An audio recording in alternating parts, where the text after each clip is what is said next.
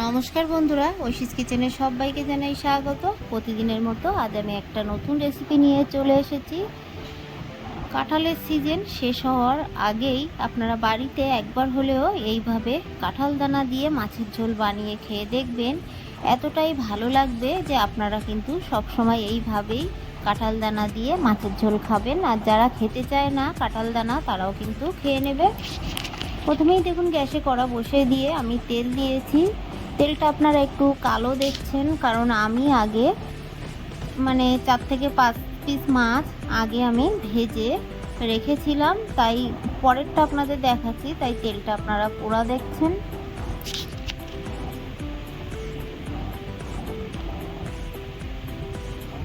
বাকি মাছগুলো দিয়ে দিলাম, দিয়ে এই মাছগুলোকে বেশ লাল লাল করে ভেজে নেব।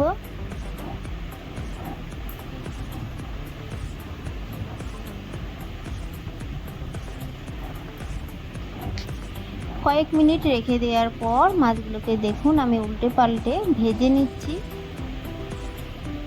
যে কোনো জ্যান্ত মাছ দিয়ে বা রুই মাছ, কাতলা মাছ, আপনারা যে কোনো জ্যান্ত মাছ দিয়ে এইভাবে এই সবজিগুলো দিয়ে একবার মাছের ঝোল বানিয়ে খেয়ে দেখবেন। এতটা ভালো লাগে, আপনারা না খেলে আপনাদের বোঝাতে পারবো না।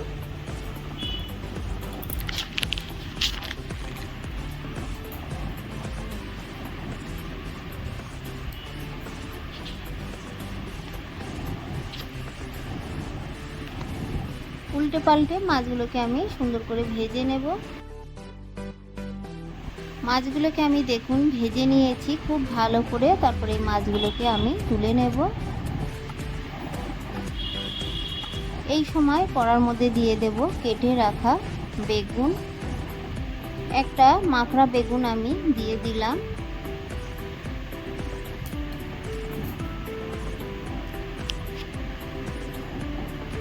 প্রথমেই একটু নেড়ে নেব, এরপর আমি দিয়ে দেব একটু লবণ। অল্প লবণ দিলাম, তাহলে দেখবেন বেগুনটা খুব তাড়াতাড়ি ভাজা হয়ে যাবে, বেগুনটা নরম হয়ে যাবে। আর মাছ ভাজার তেলেই যেহেতু বেগুন ভাজছি, তাই তেলের মধ্যে কিন্তু হলুদ আছে, তাই আলাদা করে হলুদ দিলাম না। তেলটা একটু কম মনে হচ্ছে, তাই এই সময় সামান্য একটু সাদা তেল দিয়ে বেগুনগুলোকে ভেজে নেব।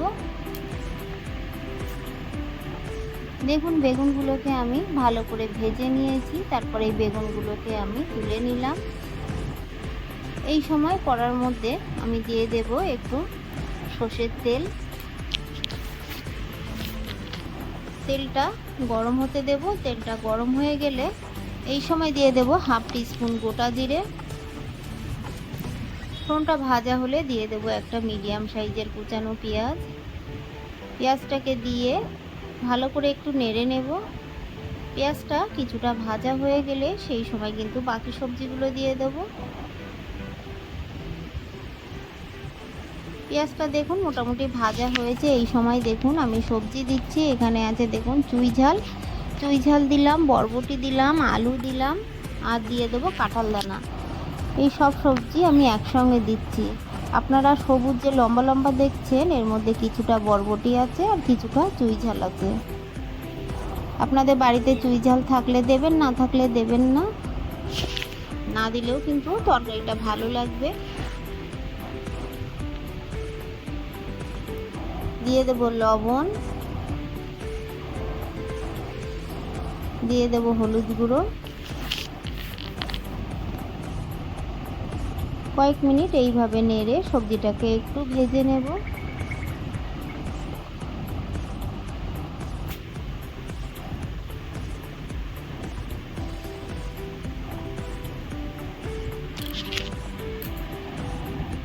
কাঁঠাল দানা এইভাবে একবার তরকারি বানিয়ে খাবেন, দেখবেন সত্যিই খুব ভালো লাগে।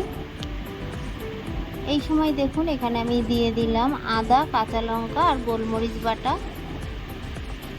আমি শিল নোড়ায় ভালো করে বেটে নিয়েছি, সেই মশলাটা দিয়ে দিলাম। আপনারা চাইলে কিন্তু কাঁচা লঙ্কা চিড়েও দিতে পারেন গোটা। দিয়ে দিলাম জিরে গুঁড়ো, অল্প একটু জল দিয়ে দিলাম। দিয়ে এই মশলাটাকে আমি কষিয়ে নেব। যেহেতু গুঁড়ো মশলা দিলাম তাই একটু জল দিলাম, না হলে মশলাটা পুড়ে যাবে। আমি অফ ক্যামেরায় অল্প একটু ধনে গুঁড়ো দিয়েছি, আপনারা অবশ্যই দেবেন, সেটা আমার অফ ক্যামেরা হয়ে গেছে। সামান্য ধনে গুঁড়ো দেবেন। আর এই দেখুন এখন যেটা দিলাম এটা কিন্তু কাশ্মীরি লঙ্কার গুঁড়ো। এটা দিলে ঝাল হবে না, তবে কালারটা একটু লালচে করার জন্য দিলাম। যেহেতু কাঁঠাল দানা দিয়েছি, কাঁঠাল দানার কিন্তু একটা কষ আছে, কালচে ভাব আসে রান্নার মধ্যে, তাই একটু কাশ্মীরি লঙ্কার গুঁড়ো দিলাম। আরও একটু হলুদ গুঁড়ো কিন্তু আমি দিয়ে দিলাম।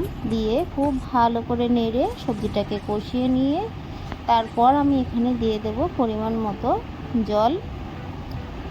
আমার এই রেসিপিটি আপনাদের ভালো লাগলে প্লিজ আমার চ্যানেলটিকে সাবস্ক্রাইব করে পাশে থাকা বেল আইকনটি ক্লিক করে দেবেন, তাহলে আমি নতুন ভিডিও ছাড়লে আপনাদের কাছে পৌঁছে যাবে।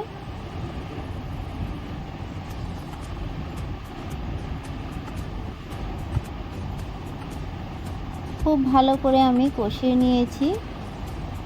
এবার আমি পরিমাণ মতো জল দিয়ে দেব।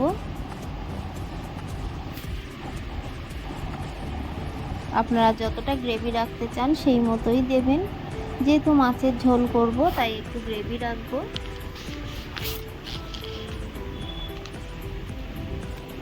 ঢাকা চাপা দিয়ে আমি ফুটতে দিয়েছিলাম, দেখুন ফুটে উঠেছে। এই সময় ভেজে রাখা মাছগুলো দিয়ে দেব, সঙ্গে বেগুনগুলোকেও কিন্তু দিয়ে দিলাম, একই সঙ্গে মাছ আর বেগুন দিয়ে দিলাম। আলুটা যখন কিছুটা সেদ্ধ হবে সেই সময় কিন্তু মাছ আর বেগুন দেবেন। 60% সেদ্ধ হয়ে যাওয়ার পর আমি বেগুন আর মাছ দিয়েছি, দিয়ে কয়েক মিনিট ফুটিয়ে নিয়ে একটু চেখে দেখলাম লবণ লাগবে, তাই আরও একটু লবণ আমি দিয়ে দিলাম। দিয়ে আরও কয়েক মিনিট আমি ফুটিয়ে নেব।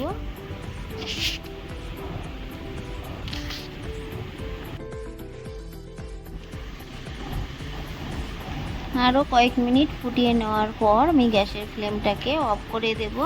বাড়িতে এই সহজভাবে একবার হলেও কাঁঠাল দানা দিয়ে মাছের ঝোল বানাবেন, দেখবেন এই গরমে এই তরকারি দিয়েই কিন্তু সব ভাত খেয়ে নেবে। চুই ঝালের যে একটা তরকারির মধ্যে ফ্লেভার থাকে সেটা কিন্তু দারুণ লাগে।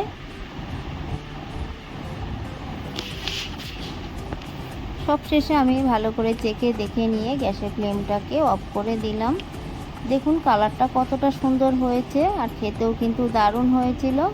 আমার এই রেসিপিটি আপনাদের ভালো লাগলে প্লিজ আমার চ্যানেলটিকে সাবস্ক্রাইব করে পাশে থাকা বেল আইকনটি ক্লিক করে দেবেন, তাহলে আমি নতুন ভিডিও ছাড়লে আপনাদের কাছে সঙ্গে সঙ্গে পৌঁছে যাবে। রেসিপিটি ভালো লাগলে একটা লাইক করতে ভুলবেন না। রেসিপিটি কেমন লাগলো আমাকে কমেন্ট করে জানাবেন। ভালো থাকবেন, সুস্থ থাকবেন। আবার দেখা হবে পরের ভিডিওয়। পুরো ভিডিওটা দেখার জন্য অসংখ্য